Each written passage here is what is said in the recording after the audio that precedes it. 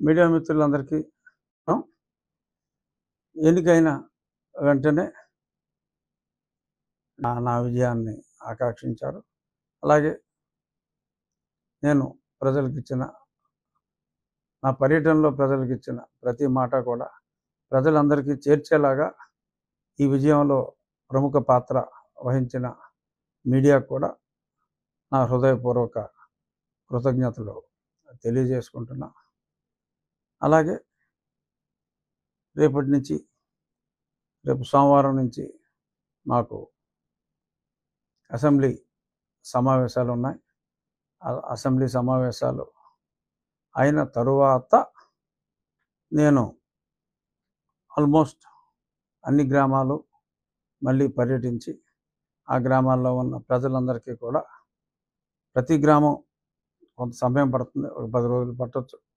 ప్రతి గ్రామం కూడా వెళ్ళి ఆ గ్రామంలో ఉన్న తెలుగుదేశం, జనసేన, భారతీయ జనతా పార్టీ నాయకుల్ని, కార్యకర్తలనే కాకుండా నన్ను వ్యక్తిగతంగా అభిమానించి మరి నా విజయానికి దోహదపడిన ప్రజలందరికీ కూడా నేను వారందరినీ కలిసి ధన్యవాదాలు చెప్పుకునే కార్యక్రమం రేపు అసెంబ్లీ సమావేశాలు అయిన వెంటనే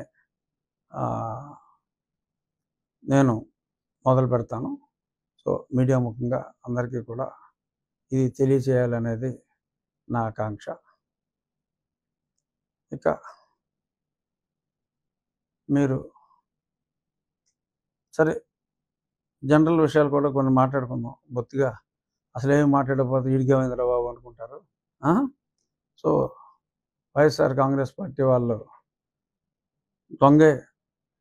దొంగ బాబాయ్ అన్నట్టుగా మరి ఇప్పుడు వాళ్ళు ఎవరిని కొట్టకుండానే ముందే మమ్మల్ని కొట్టేశారని మరి నిన్న ఢిల్లీలో విజయసాయిరెడ్డి గారు మరి చాలా గొడవలు చేశారు. మరి నాకు అర్థం కాదు ఏంటంటే పట్టపగలు ఒక ఎంపీని తప్పుడు కేసు పెట్టి ఇంట్లోంచి లేపుకెళ్ళి అర్ధరాత్రి చావబాది అన్ని ఎవిడెన్స్లు ఉన్నా సరే, అంటే నాకన్నా వాళ్ళు ఎంత దుర్మార్గులో తెలిసినవాడు ఎవరు లేడు. సరే కొంతమంది చంపేశారు, అది ఉంది. బట్ ఒక ఎంపీ స్థాయిలో ఉన్నవాడిని ఈ రేంజ్లో వాళ్ళు చితకబాదారంటే మరి వాళ్ళు ఎంత దుర్మార్గులు అన్నది నాకు బాగా తెలుసు. మరి వాళ్ళు ఇవాళ అలా చేశారు ఇలా చేశారు అని కనీసం నా ఫ్లెక్సీని కూడా 4 సంవత్సరాల్లో ఎవరిని కట్టనవల. అది మీ అందరికీ తెలుసు. మీడియా ఎవరైనా కడితే వాళ్ళకి ఆ పోలీసు వాడు ఫోన్ చేసి వార్నింగ్ ఇచ్చేవాడు. సో మరి ఈ రకంగా అన్ని దురాగతాలు చేశారు. ఇప్పుడు అసలు ఏమీ జరగకుండానే వాళ్ళు చేసింది వీళ్ళు రిపీట్ చేస్తారేమో అనే భయంతో ముందే అమ్మోయ్ బాబాయ్ కొట్టేస్తున్నారు, చంపేస్తున్నారు. 1-6 సంఘటనలు ఎక్కడైనా జరిగి ఉండొచ్చు. అది పార్టీలకు సంబంధం లేదు. ఇద్దరు వ్యక్తుల మధ్యన ఏమన్నా ఉంటే ఎవడు దెబ్బతింటే, ఇద్దరు కొట్టుకుంటే ఎవరు దెబ్బతింటే ఆ దెబ్బతిన్న వ్యక్తికి వైసీపీ ముసుగేసి వైసీపీ వాళ్ళని చంపేశారు అంటున్నారు.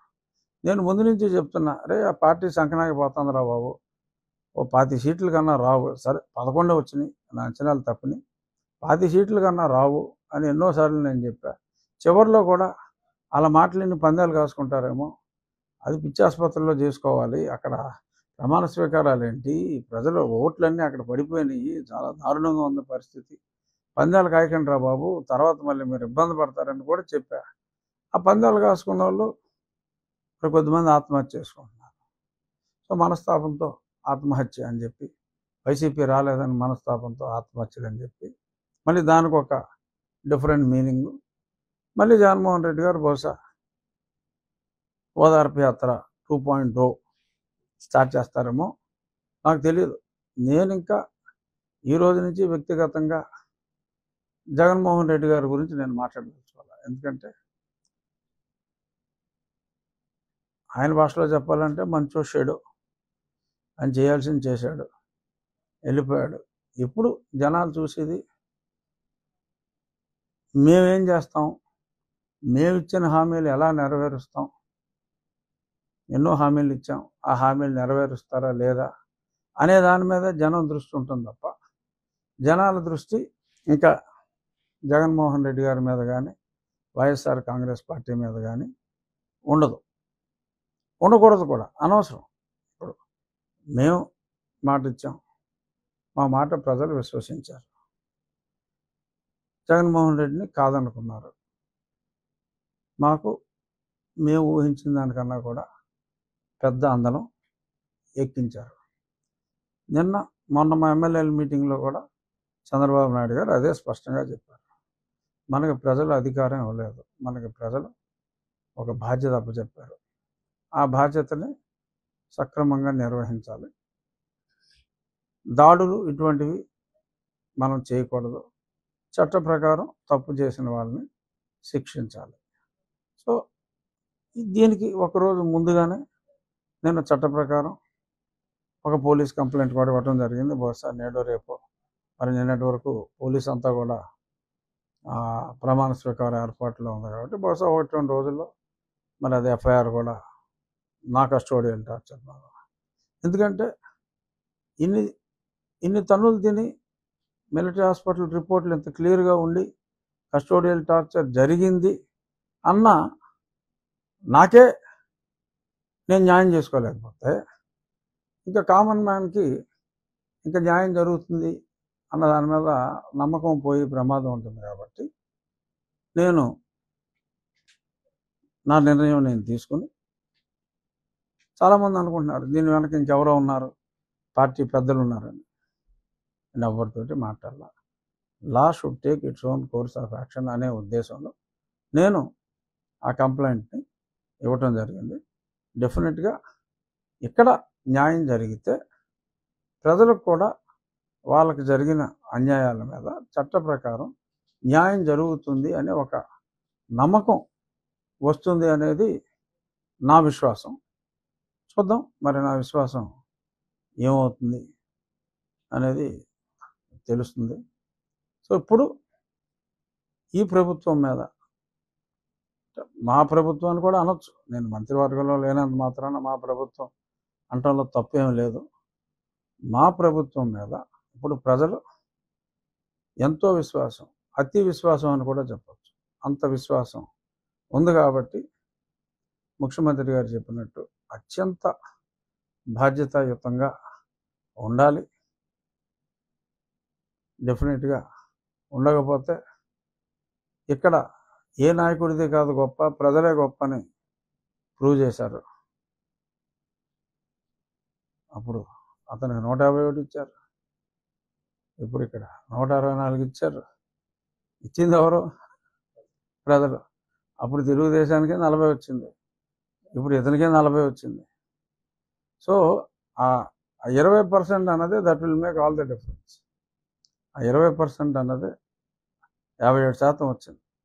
40 పెద్ద పార్టీలకి నార్మల్గా స్టాండర్డ్గా ఉంటారు. ఆ 20 అన్నది ఇంపార్టెంట్. వాళ్ళే టిల్ట్ చేసేది న్యూట్రల్ ఓటర్లో ఎటువంటి పార్టీ అఫిలియేషన్ లేకుండా నిజంగా ప్రజా సంక్షేమం కోసం మంచి జరుగుతుంది అనుకుంటే వేసేవాళ్ళు వాళ్ళే. సో వాళ్ళ మనసు నొచ్చుకోకుండా మా ప్రభుత్వం ముందుకెళ్తుంది. అందులో ఎటువంటి అపనమ్మకం ఎవరో పెట్టుకోవాల్సిన పని లేదు. అందరూ ఒళ్ళు దగ్గర పెట్టుకుని పనిచేయాలని చెప్పి ముఖ్యమంత్రి గారు చెప్పారు. సో ఆ రకంగానే తెలుగుదేశం పార్టీ వాళ్ళైనా ఎవరైనా ప్రజాస్వామ్యంలో ఎవరైనా ఒళ్ళు దగ్గర పెట్టుకోకపోతే ఏమవుతుంది రిజల్ట్ అన్నదే ప్రత్యక్షంగా మళ్ళీ నిన్నగా మనం చూసాం కాబట్టి దాని ప్రకారం ఉంటుందని నేను అనుకుంటున్నా. చూద్దాం. ఇంకా మీ ప్రశ్నలు ఏమన్నా ఉంటే. అన్ని సామాజిక వర్గాలకి చంద్రబాబు నాయుడు గారు సమతూకంతో చేశారు. క్షత్రియ సామాజిక వర్గానికనే ఉన్న కూటమిలో సభ్యులకి ఏ విధమైన స్థానాన్ని కానీ భర్తీ కానీ దీని మీద మీ ఒపీనియన్ ఏముంటుంది, ఇంకా ఇస్తారేమో, ఎవరని ఎందుకు అనుకోవాలి. ఎందుకంటే మరి డెఫినెట్గా అన్ని సామాజిక వర్గాలు కూడా ఓట్లు వేయకపోతే ఇంత పెద్ద విజయం రాదు. సో ఆ ఓట్లు అంత పెద్ద విజయం అందటంలో క్షత్రియుల పాత్ర డెఫినెట్గా చాలా ఎక్కువగా ఉంది. నాకు చెప్పాలి అంటే కనీసం క్షత్రియులు సంఖ్యాబలంగా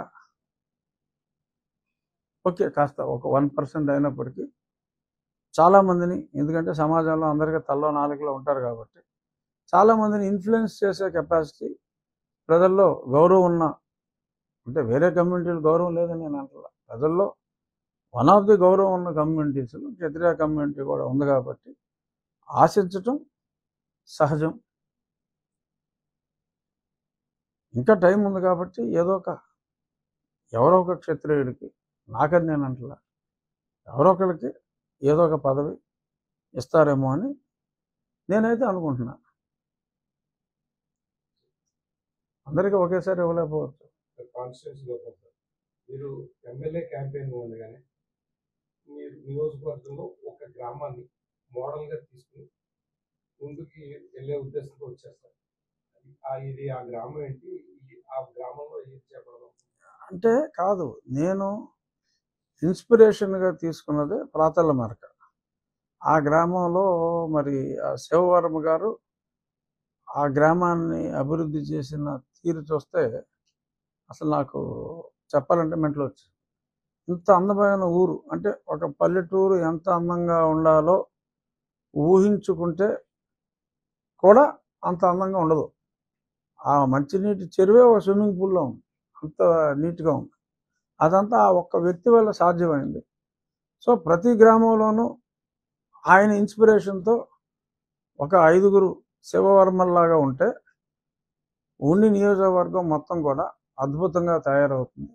కానీ అదంతా ఈజీ కాదు, అది ఆయన సొంత డబ్బులతో ఆయన చేశారు. కానీ ప్రతి గ్రామంలోనూ డబ్బులు ఉన్న వాళ్ళు ఉన్నారు, కానీ కాన్సెప్ట్ కానీ హృదయం ఉన్న వాళ్ళు కానీ తక్కువగా ఉన్నారు. బట్ వాళ్ళని మోటివేట్ చేసి ప్రతి గ్రామం కూడా ఆ శివవర్మ గారి ప్రాతలమ్మ గ్రామంలాగా అభివృద్ధి చేయాలి. ముందు క్లీన్గా ఉండాలి. ఈ ఇంటోటి చెత్త తీసి పక్కింట్లో వేసేస్తున్నాడు, ఆ ఇల్లు బాగా, ఆ కాన్సెప్ట్ పోలా ఇంకా. బట్ ఆ ఊర్లో అది లేదు. సో ఆ కాన్సెప్ట్తో గ్రామాలన్నీ కూడా అభివృద్ధి జరగాలి. బహుశా మరి గ్రామీణాభివృద్ధి శాఖ పవన్ కళ్యాణ్ గారికి పంచాయతీరాజ్ అని పేపర్లో రూమర్స్, డెఫినెట్గా పవన్ కళ్యాణ్ గారిని నేను రేపు అసెంబ్లీ సమావేశాల్లోనే ఆహ్వానిస్తా. మీరు ఈ ఊరు వచ్చి చూడండి, ఆంధ్రప్రదేశ్లోని ప్రతి గ్రామాన్ని ఈ ఊరు ఇన్స్పిరేషన్గా తీసుకుంటే కొంతలో కొంతైనా మనం చేయగలం అని వారిని నేను అడుగుతాను. వారిని కూడా తీసుకొచ్చి ఆ ఊరు చూపెట్టి ఒక రోల్ మోడల్ లాగా చేయాలి అనేది నా కోరిక. కోరికలు అయితే ఉన్నాయి, ఓపిక ఉంది, డెఫినెట్గా చేయగలమని అనుకుంటున్నాను. ఇక మెయిన్ నేను చెప్పింది మంచినీటి సమస్య, డ్రైనేజ్ సమస్య. మంచినీటి సమస్యకి శాశ్వత పరిష్కారం టాప్ ప్రయారిటీలో. లక్కీగా నాకు ఇప్పుడు కేంద్రంలో కూడా జలశక్తి మినిస్టర్ సిఆర్ పాటిల్ గారని నాకు అత్యంత సన్నిహితులు. గుజరాత్లో 4వసారి ఆయన ఎప్పుడు 6.5 లక్షలు తక్కువ మెజార్టీతో నెగల. ఈసారి 7,76,000 మెజార్టీ ఆయనకు వచ్చింది. ఆయనకు కేటాయించడం జరిగింది. నాకు వ్యక్తిగతంగా కూడా చాలా సన్నిహితులు. సో ఈ గవర్నమెంట్లో మరి నీటి, అది కూడా బహుశా పవన్ కళ్యాణ్ గారి గ్రామీణాభివృద్ధి నీటి అంటే రూరల్ డెవలప్మెంట్ ఆయన దగ్గర ఉండొచ్చు కాబట్టి ఎవరైతే వాళ్ళు ఆ శాఖ ఎవరి దగ్గర ఉన్నా ఆ శాఖతో, ఆ కేంద్రంతో, ముఖ్యంగా నా నియోజకవర్గంలో మేజర్ ప్రాబ్లం కాబట్టి కీ రోల్ తీసుకుని ఆ ఫండ్స్ ఎలకేషన్ ఫాస్ట్గా వచ్చేలాగా చేస్తాం. ఈలోపు ఆ పరిమళ నుంచి ఆ ఉన్న లైన్కి ఆ మరమ్మతులన్నీ చేసి దానివల్ల ఒక 45-46 గ్రామాలకి, ఈ 70లో 45-46 గ్రామాలకి టెంపరీగా ఒక మంచి పరిష్కారం వచ్చే అవకాశం ఉంది. ఆల్రెడీ ఇంజనీర్స్తో అది నేను మాట్లాడాను, కలెక్టర్ గారికి కూడా చెప్పాను. రేపు మా అసెంబ్లీ సమావేశాలు అయ్యాక కలెక్టర్ గారితో మీటింగ్ పెట్టుకుని ఆ పని కూడా ప్రారంభించి తాత్కాలిక ఉపశమనం, దానికి పెట్టిన ఖర్చు రేపు ఆ పర్మనెంట్ దాంట్లో కూడా ఇంటిగ్రేట్ అయ్యేలాగా, వేస్ట్ అవ్వకుండా ఉండేలాగా చేస్తాను. అలాగే ఈ గుర్రపు డెక్క ఈ నివారణకి ఒక డ్రైన్ గురించి మన కలెక్టర్ గారితో మాట్లాడటం జరిగింది. నేను కూడా ఒక ఆలోచన ఏంటంటే ఒక 2-3 బుల్డోజర్లు పర్మనెంట్గా ఇక్కడ ఇచ్చి, ఇప్పుడు కాంట్రాక్టర్లు అంటే దోపిడీ అయిపోతుంది. ఎవరికైతే అది ఉపయోగపడుతుందో వాళ్ళు డీజిల్ కొట్టించుకునేలాగా ప్రభుత్వం నుంచి సహకారం ఉంటుంది. నేను వెహికల్స్ తెలిసిన వాళ్ళ కంపెనీలో, మా కంపెనీలో ఎక్కడో దగ్గర నుంచి తీసుకొచ్చి ఉంచి ఊర్లో ప్రయారిటీలో ఆ గుర్రపు డెక్కలు తీసేయటం, ఆ డ్రైనేజ్, ఆ పూడికలు తీసేయటం, కేవలం ప్రభుత్వం మీదే ఆధారపడకుండా ప్రభుత్వ సహకారం తీసుకుంటూ వ్యక్తిగతంగా మా సహకారం, ఆ రైతుల సహకారంతో ఇవన్నీ కూడా క్లీనప్ చేసుకోవాలి. కేవలం ప్రభుత్వం మీదే ఆధారపడకూడదు. ప్రజలు కూడా బెనిఫిషియరీ ప్రజలు అంటే బీదవాళ్ళు ఉంటే బెనిఫిషియరీ అతనేం చేయక్కర్లా. డబ్బున్నోడు అతనికి కూడా బెనిఫిట్ ఉంటుంది. ఏదో ప్రజలకు నలుగురికి ఉపయోగపడి చేసిన సాటిస్ఫాక్షన్ ఉంటుంది. సో వాళ్ళకు కూడా గుర్తింపు ఉండేలాగా వాళ్ళని సత్కారాలు చేసి ఆ ఊర్లో గౌరవించటం, ఇందులో యాక్టివ్ పార్ట్ తీసుకున్న వాళ్ళని. సో ప్రభుత్వం, పబ్లిక్, ప్రైవేట్ అండ్ డోనర్స్ పార్టిసిపేషన్తో ఈ డ్రైనేజ్ వ్యవస్థని, ఈ పూడికలు తీసేయటం, ఇవన్నీ ఒక ప్రయారిటీలో చేసేలాగా నేను ఏదైతే మాట ఇచ్చానో ఆ ఇచ్చిన మాటకి కట్టుబడి ఒక ప్రణాళికకి ఫౌండేషన్ వేయటం అయితే జరిగింది. రాబోయే నెల రోజుల్లో డెఫినెట్గా దాని మీద ఒక షేపు తీసుకొచ్చి మనం కూడా ఈ డెవలప్మెంట్ మీద ప్రోగ్రెస్ రిపోర్ట్ లాగా నేను మా వాళ్ళతోటి రెగ్యులర్ మీటింగ్లే కాకుండా మీడియాతో కూడా ప్రతి 15 రోజులకి ఒక ఇంటరాక్షన్ లాగా పెట్టుకుని మీరు కూడా అడగవచ్చు, ఫలానాది ప్రోగ్రెస్ ఎంతవరకు వచ్చింది. ఎందుకంటే ప్రజలకి నాయకులకి మధ్యన నాయకులందరూ వచ్చి మమ్మల్ని కలవలేరు. వారధి లాంటి వాళ్ళు మీ మీడియా కాబట్టి డెఫినెట్గా we are also answerable to media for better communication to the public. So కాబట్టి మీ ద్వారా ప్రజలందరికీ ఎప్పుడెప్పుడు ఏమేమి చేయబోతున్నాం, ఎక్కడెక్కడ బుల్డోజర్లు ఉంటాయి, వాళ్ళు ఎలా ఉపయోగించుకోవాలి అన్నది ఒక స్కీమ్ వేసిన తర్వాత through media it will reach people. So ఎలా జరగాలి అనే దాని మీద ఆలోచనలు అయితే ఉన్నాయి, ఓపిక ఉంది. తప్పకుండా ఉన్ని నియోజకవర్గాన్ని ఒక మోడల్ నియోజకవర్గంగా చేయగలను అన్న నమ్మకం నాకుంది. సో దానికి నా ఉండిని నేను డెవలప్ చేసుకోవాలంటే దానికి పెద్ద పదాలు అవసరం లేదు. మంత్రులందరూ నాకు తెలిసిన వాళ్ళే, ఇబ్బంది ఏమీ లేదు, బ్రహ్మాండంగా జరుగుతుంది.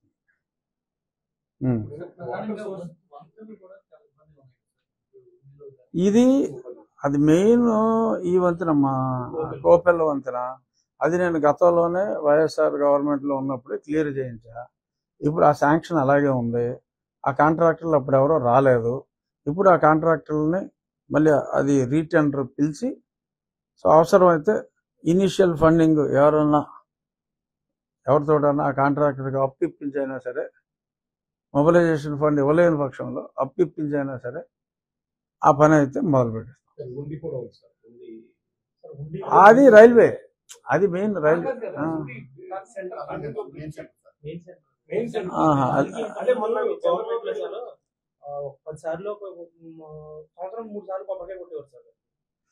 ఆల్రెడీ 30 సార్లు అయిపోయిందా?